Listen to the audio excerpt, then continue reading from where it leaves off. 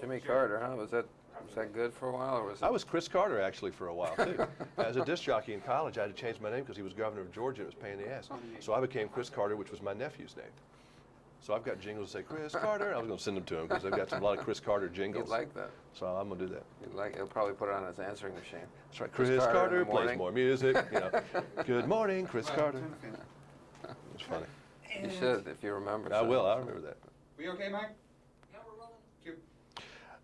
David, you're not getting enough publicity. I think there were only 22 covers on the stand yesterday down there. I've been thinking of hiring the publicist for El Nino because I think that he got the best press. He got you even got flies on you. This is a great picture. No People say it's the cover of Vanity Fair. Yeah. David with flies. Yeah, those are real flies. They're dead. I don't know if they were killed for the photograph. I like to think that they just came on you and died, right?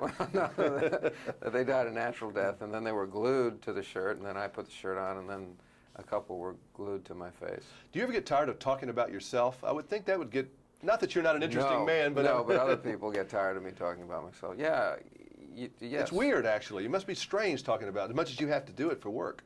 It is. It kind of makes you feel like you've stepped out. Sometimes you step outside of yourself, and then you can't get back in.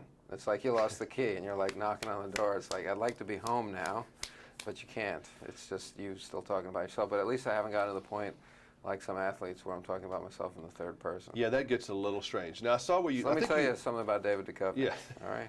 Yeah, when you start doing that, we need to knock on the door. David Duchovny, you know, he did a good job in this film, I think.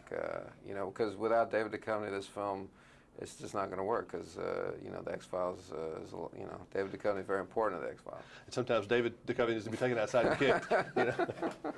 Oh boy. This has to be very strange. I mean, I was reminiscing, thinking this was like Nimoy and Shatner, what they probably went through during all this Star Trek stuff. There's so much interest about it that it just gets to the point of being odd, but it's the worst and the best thing that's ever happened to you. Yeah. All of those in equal proportion, probably. Yeah.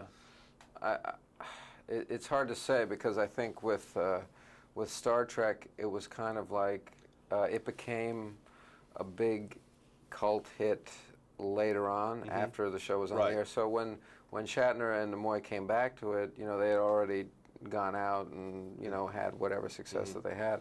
With us, it's like we're you know, starting our careers, or I'm in the middle of my career or whatever. So if I was coming back to it, I think I'd feel better about it. But sometimes it does get a little oppressive where, you know, just everybody wants to know about this. And I say, well, I did other movies before this. And they say, we don't care.